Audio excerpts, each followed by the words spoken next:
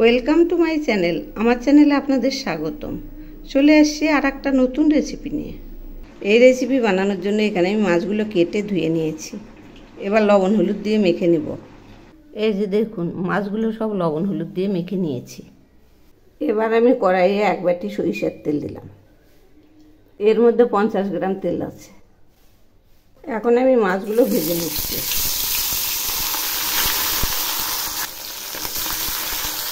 এক পাশ ভাজা হয়ে গেছে, এবার আমি উল্টে দিচ্ছি। এই মাছগুলো খুবই টেস্টি হয়।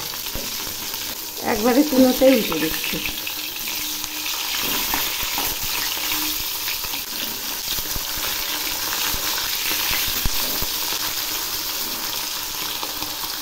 মাছ ভাজা হয়ে গেছে, এখন আমি নামিয়ে নিচ্ছি। এই যে দেখুন, এইরকম হয়েছে। এভাবেই আমি সবগুলো ভেজে নেব। বাকিগুলো ছেড়ে দিয়েছি, এগুলো আমি একইভাবে ভেজে নেব। বাকি মাছগুলো নামিয়ে নিচ্ছি। এখন আমি ওই তেলে সামান্য একটু পাঁচফোড়ন দিলাম, আর দিচ্ছি ঝুরি করে নেওয়া বড় দুটো পেঁয়াজ। এই পেঁয়াজগুলো খুব সুন্দর করে ভেজে নেব। এখন আমি এর মধ্যে দিচ্ছি 3টে কাঁচা লঙ্কা বাটা। এই পেঁয়াজের সঙ্গে কাঁচা লঙ্কাগুলো খুব ভালো করে ভেজে নেব। এই যে দেখুন, পেঁয়াজগুলো প্রায় ভাজা হয়েই আসছে, আর অল্প হবে। পেঁয়াজগুলো অনেকটাই লাল লাল হয়ে আসছে। এখন আমি এর মধ্যে দিচ্ছি 1/2 চামচ পোস্ত বাটা আর 3 চামচ সর্ষে বাটা।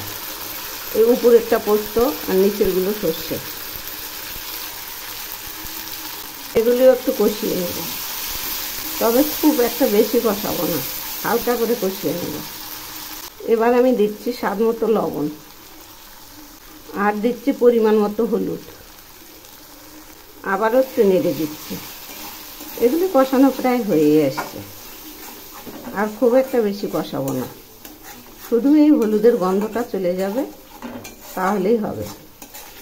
কারণ সর্ষে বেশিক্ষণ কষালে তেতো হয়ে যায়। এখন আমি এর মধ্যে দিচ্ছি 1.5 কাপ মতো জল। আবারও একটু নেড়ে দিচ্ছি। এই রান্নাটা একদম ঘন হবে, মাছগুলোর সঙ্গে গ্রেভিটা একদম মাখা মাখা হয়ে যাবে। ঝোল একটু একটু ফুটছে, এবার আমি মাছগুলো একে একে দিয়ে দিচ্ছি। এই যে দেখুন, ধীরে ধীরে সব মাছগুলো দিয়ে দিচ্ছি। আর এর সঙ্গে দিচ্ছি একটা চেরা কাঁচা লঙ্কা। আবারও একটু নেড়ে দিচ্ছি।